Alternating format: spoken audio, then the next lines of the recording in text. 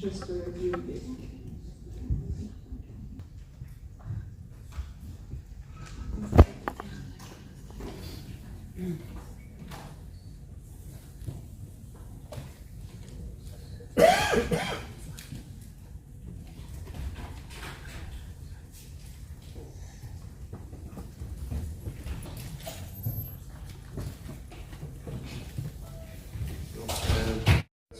Magnets. This is basically a JJ stent, a needle integrated. One magnet is fixed, the second magnet is hidden, and that it moves down while the magnets are attracting each other. So this is just a little animation how that procedure works. So we need to insert the JJ stent as normally with the magnet in, then we stitch it inside. Outside we can clip the ureter and stitch it in the pelvis. The second magnet comes in. All we need to do close the pelvis, but that's a very easy job to do. Now the two magnets, as they are attracting each other, we're doing the magnemosis, the anastomosis, and the stent could be removed as normally via the UVJ. We took this device in a dry lab first to see what we can achieve. The trainees and other surgeons to do the pieloplastia on that or using the PUMA device. And then we found that the surgeons were able to do the procedures in a significantly shorter time. And then once we said, let's try it with the nurses. And at a Christmas party, we showed some video on the urology nurses. Those nurses never done any procedure, laparoscopic or surgical procedure, and they always beat the surgeons there. So it is easy to perform.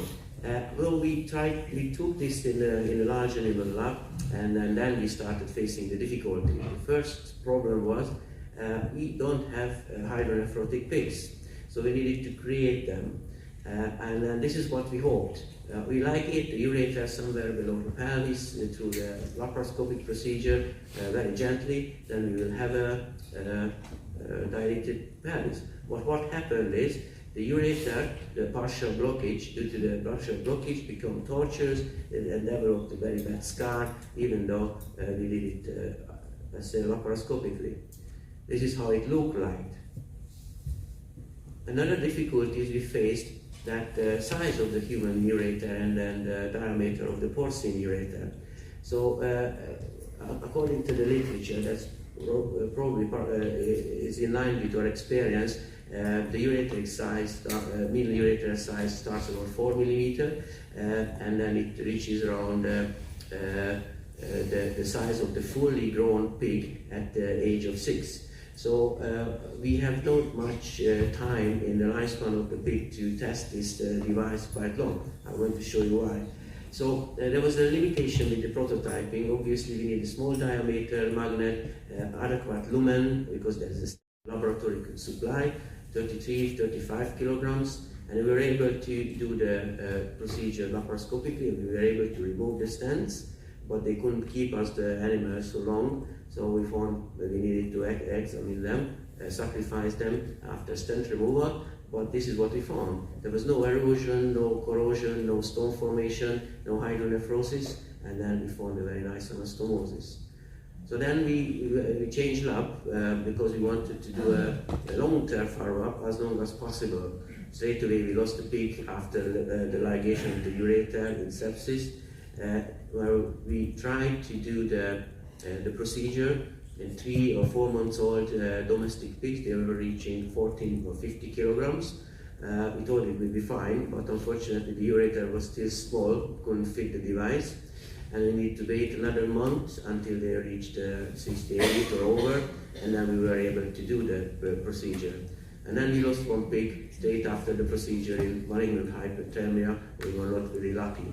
But then 2 PUMA device was removed 4 weeks after the procedure through the UAJ, and very nice pattern anastomosis we found.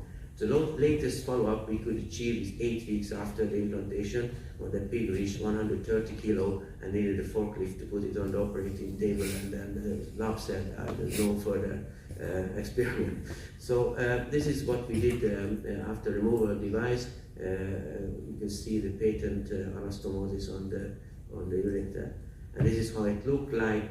A 12 French tube went in very nicely, and then you see the diameter of the anastomosis. It really worked very well. So in conclusion, ladies and gentlemen, laparoscopy